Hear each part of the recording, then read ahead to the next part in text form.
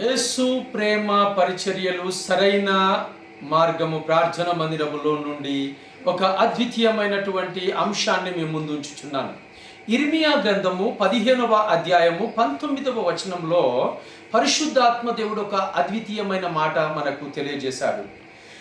నా తట్టు తిరిగిన ఎడల నీవు నా సన్నిధిన నిలుచున్నట్లు నేను నిన్ను తిరిగి రప్పింతును. ఏవి నీచములో ఏవి ఘనములో నీవు గుర్తుపట్టిన ఎడల నీవు నా నోటి వలె ఉందువు అని పరిశుద్ధాత్మ దేవుడు తెలియజేస్తున్నాడు.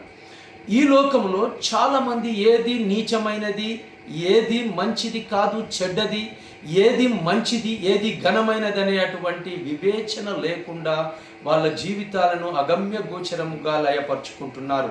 అలాంటి విధానము కాకుండా వాళ్ళ జీవన విధాన శైలిలో ఏది ఘనమైనదో గుర్తుపట్టి దాన్ని పట్టుకొని వారు ముందుకు కొనసాగాలని ప్రభు పేరట మీ అందరికీ తెలియజేస్తున్నాను.